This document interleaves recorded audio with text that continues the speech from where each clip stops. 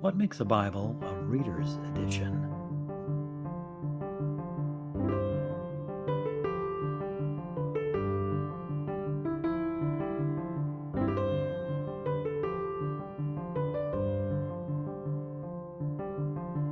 Hello again.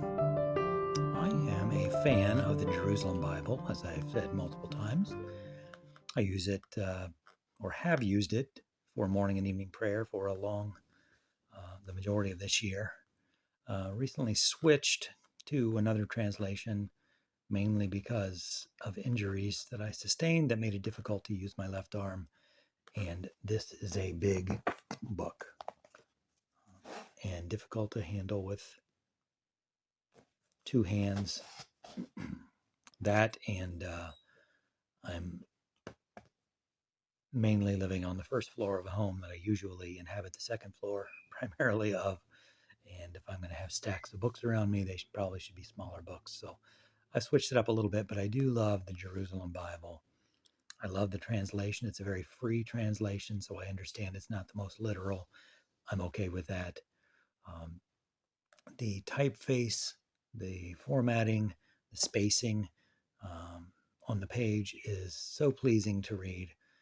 And if I didn't already say, the translation itself, I think, is just lovely and really like it. So, Jerusalem Bible, been a big fan of.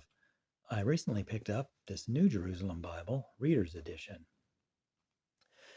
And from what I have learned, primarily from R. Grant Jones, and check out his reviews of the Jerusalem Bible, the New Jerusalem Bible, and even the Revised New Jerusalem that just came out within the past year or two, a few years ago. The New Jerusalem Bible made a measurable step in the direction of more literal translation than the Jerusalem Bible. So the Jerusalem Bible, very free, very much at the dynamic equivalence, even beyond, say, the NIV, or not quite out there in New Living translation territory, but still a more dynamic, loose, free translation. But their mastery of English is such that it is a pleasure to read. The New Jerusalem Bible does make a measurable step in the direction of more literal, keeping closer to the original Greek and Hebrew. And I was curious whether some of the beauty of this translation would be lost as they tried to adhere more closely to a literal word for word. Now, this is still very much in dynamic equivalence territory. It hasn't moved over with the NASB or anything of that sort, but it did make a significant move in the direction of literal translation. So I was curious if that would be a noticeable and a drop off in quality in terms of what I like to read. I was also curious what they meant by Reader's Edition. If you look on Christian Bible and you're looking for a Bible and you look through Reader's Editions, you'll find that many publishers, many translations offer a Reader's Edition. And now when you look at them, a modern Reader's Edition often has single column formatting. They often have removed any footnotes at the bottom, almost always. And they almost always have removed verse numbers, or at least moved them into a position away from the text so they're not interspersed through the text and interrupting the flow of your reading. So, single column, move the verse numbers to the side, out of the way, and get rid of the footnotes. So, first I want to look at the original Jerusalem Bible. This is the English version, is 1966. And all of it, not just the poetic works, but all of it is in single column already. And all of it has the verse numbers off to the side in the gutter, in the inner margin already. And just the typeface and the spacing, there's so much open space here. I just love to read from it. But two of the three things that one expects from a modern reader's edition are already in the Jerusalem Bible from 1966. Now, the Jerusalem Bible does have pretty good, I would say pretty extensive footnotes. Extensive for a Bible that's not really considered a study Bible, I don't think. Although R. Grant Jones, I think, lumps it in with his study Bibles and speaks highly of it. And likes, R. Grant Jones really likes the footnotes, and I have found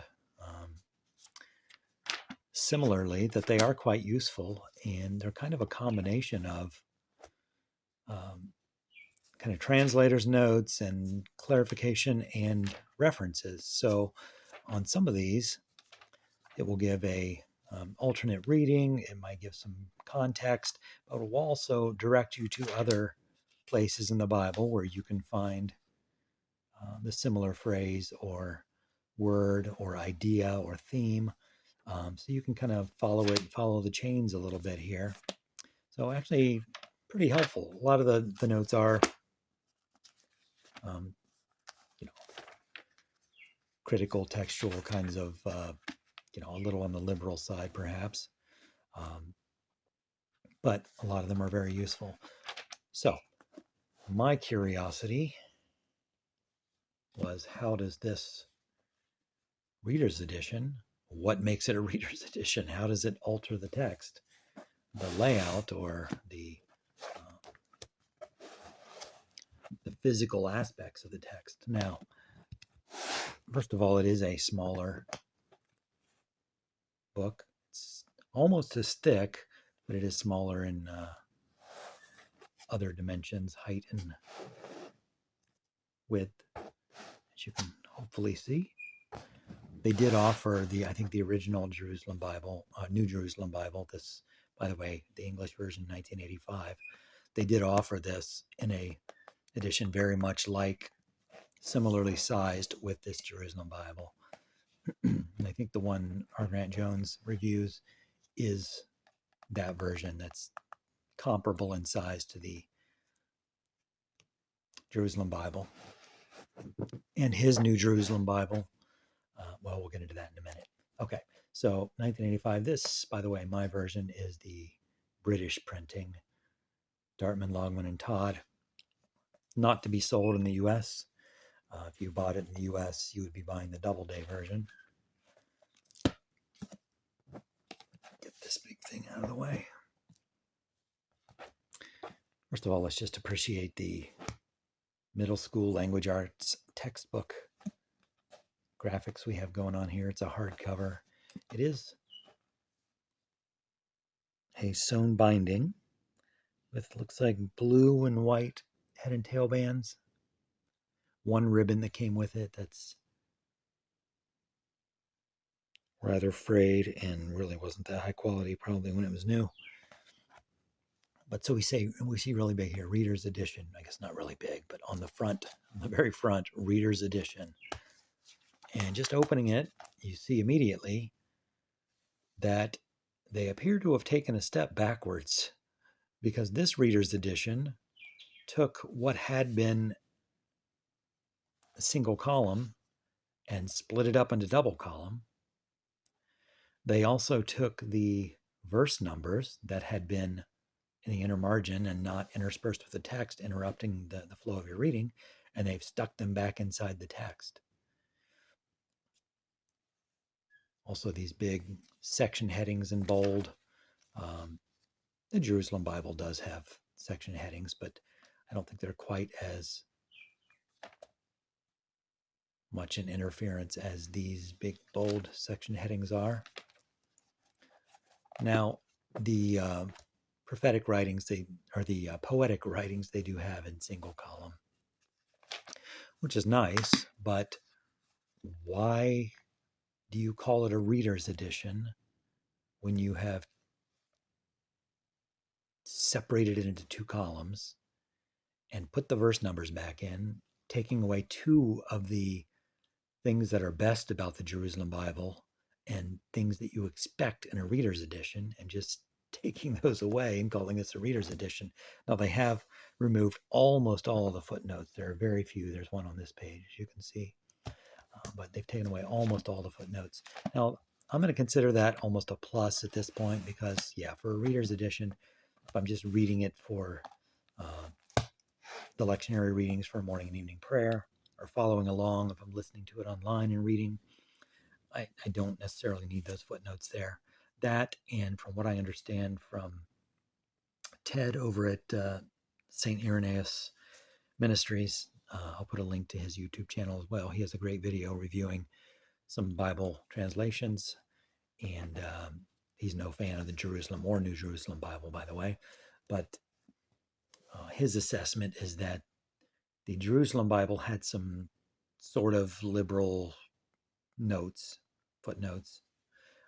The New Jerusalem Bible, while it was moving closer to strict fidelity, word for word to the text, the notes were becoming even more liberalized.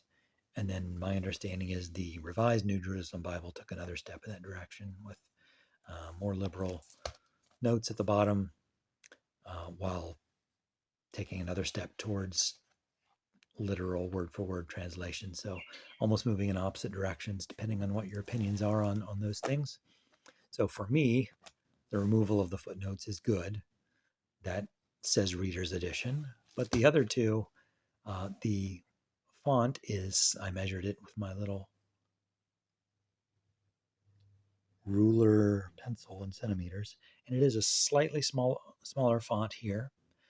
The spacing between lines is less, which you would expect in a double column. It has to be a little wider spacing with a single column. That's understood, but it makes it less reader friendly, I think, to have a smaller font closer together with the verse numbers in there. I guess I'm befuddled about what makes this a reader's edition. So if you have any insight on that, let me know. The jury's still out on how I like this translation. It does lose something of its beauty as they try to maintain a stricter word for word, or at least move in that direction. So it's lost something to me. It doesn't flow as well in the reading as the very lovely Jerusalem Bible. So if you're going to pick up a Jerusalem Bible, I still recommend this, and I give it 2 solid thumbs up. The translation, the New Jerusalem Bible, less enthusiastic about so far from what little reading I've done. But the format of the Reader's Edition, I just do not get at all. So there you go.